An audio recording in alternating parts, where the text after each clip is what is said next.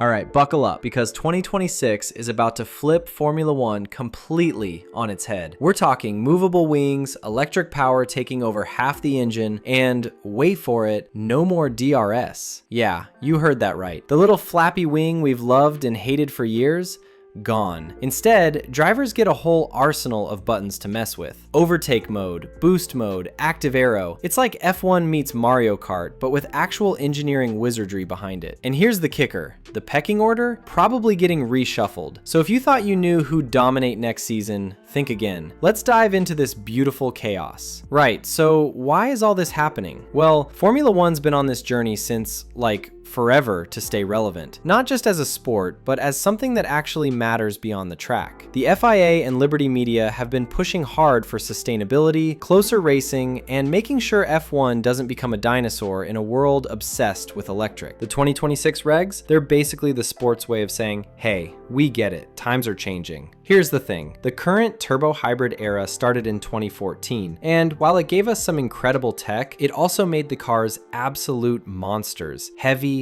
wide, hard to follow. Overtaking became a nightmare unless you had DRS or a massive pace advantage. Fans complained, drivers complained, even the teams were like, yeah, this isn't ideal. So the FIA went back to the drawing board and came up with this 2026 package. Lighter cars, shorter wheelbases, and a power unit that's 50-50 split between electric and combustion. It's their way of keeping F1 fast and exciting while also being, somewhat responsible about the planet. And let's not forget the business side. By making the regs more road relevant, sustainable fuels, beefed up electric power, they've lured in manufacturers like Audi and Ford. Honda's sticking around, even Cadillac's jumping in. That's huge, because if F1 can't attract new players, it risks becoming a closed shop where the same three teams dominate forever. So yeah, 2026 isn't just about faster or slower cars, it's about keeping Formula One alive, competitive, and weirdly enough, kind of future-proof. Whether it works? Well, we'll find out soon enough. All right, let's get into the weeds, because honestly, the technical side of these 2026 regs is where things get really interesting. And yeah, I know, technical details sounds about as fun as watching paint dry, but trust me, this stuff matters, because the devil's in the details, and those details are gonna decide who nails it next year and who ends up looking like they brought a butter knife to a sword fight. So let's start with the power unit. The engine itself, the actual lump of metal doing the combusting, is still that 1.6 liter V6 turbo we've had since 2014. Same displacement, same basic architecture. But here's where it gets spicy. Everything around that engine has changed. The MGU-H, gone. Completely binned. For those who don't live and breathe F1 acronyms, the MGU-H was this incredibly clever, but also incredibly complicated and expensive bit of kit that harvested energy from the turbo. It made the current engines insanely efficient, but it also made them a nightmare to develop and a barrier for new manufacturers. So bye-bye MGU-H. Won't miss you. What we're getting instead is a massively beefed up MGU-K, the bit that harvests energy from braking and the rear axle. Right now, the MGU-K can deploy about 120 kilowatts of power. In 2026, try 350 kilowatts. That's nearly a 300% increase. And here's the kicker, that electric power will make up 50% of the total. Half the car's grunt is coming from a battery. Let that sink in. We're talking about a Formula One car that's basically half electric vehicle. It's wild. Now, what does that mean in practice? Well, for starters, it means the drivers are going to have to think way more about energy management. You can't just floor it everywhere anymore. Well, you can, but you'll run out of juice real quick. Instead, you'll need to lift and coast into braking zones to recover energy, then deploy it strategically on acceleration. Think of it like managing your phone battery on a long trip. You don't want to blow it all on TikTok and then have nothing left for the GPS. Same idea, just with,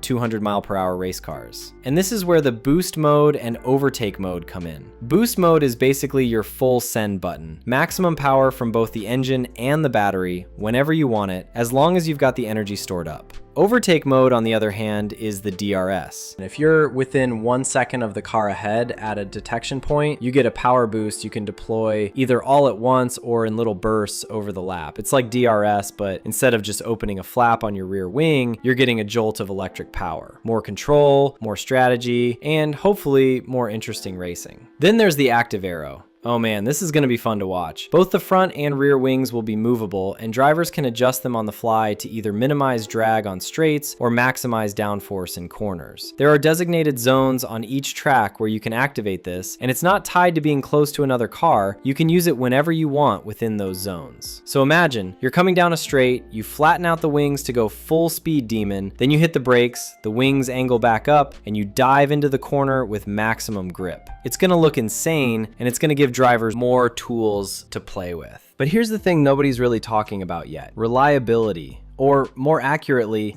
the lack of it. Andy Cowell, who basically built Mercedes' dominant hybrid engine, straight up said we should expect reliability issues, especially early on. And why wouldn't we? These power units are brand new. The teams are still figuring out how to balance power, heat rejection, battery management, and all the compromises that come with it. The supply chains are getting hammered with demands for both performance and reliability, which, spoiler alert, are usually at odds with each other. So yeah, don't be shocked if we see some DNFs in the first few races. Maybe even some spectacular ones. And let's not forget the fuel. Every team will be running 100% sustainable fuel made from non-food sources or waste. That's a big deal from an environmental standpoint, sure, but it's also another variable. Different fuels burn differently, react differently to temperature and pressure. Could absolutely be a performance differentiator. If one team nails their fuel supplier relationship and another doesn't, that could be worth a few tenths a lap. Easily. Oh, and the cars themselves? Shorter, narrower, lighter. We're talking 20 centimeters shorter, 10 centimeters narrower, and 30 kilograms lighter. The tires are skinnier too, 2.5 centimeters less on the front,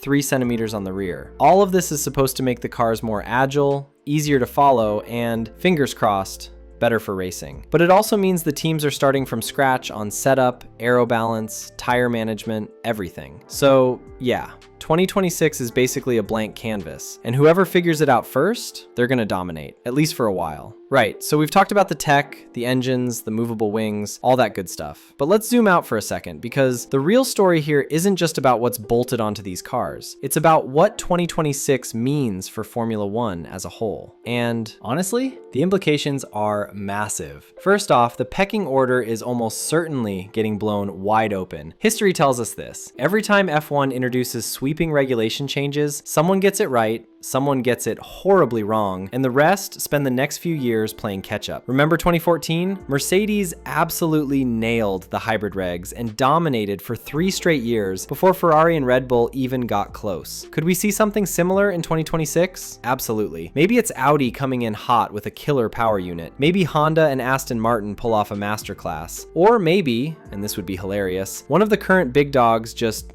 whiffs it. Stranger things have happened. But beyond the on-track shuffle, there's the manufacturer angle. And this is huge. By making the regs more road relevant, sustainable fuels, electric power, all that jazz, F1 has managed to lure in Audi, keep Honda around, and bring Ford back into the sport. That's not just good PR, it's existential. Because if F1 can't attract manufacturers, it risks becoming irrelevant. And let's be real, in a world where road cars are going electric and governments are banning combustion engines left and right, F1 needs to prove it still matters. These regs, they're the sport's way of staying in the conversation. Then there's the fan experience. Will the racing actually be better? That's the billion-dollar question. The FIA says the cars will be easier to follow, and with all these new driver-controlled systems, boost mode, overtake mode, active aero, there should be more variability, more strategy, more chaos, which, let's be honest, is exactly what we want. Nobody tunes in to watch a procession. We want wheel-to-wheel battles,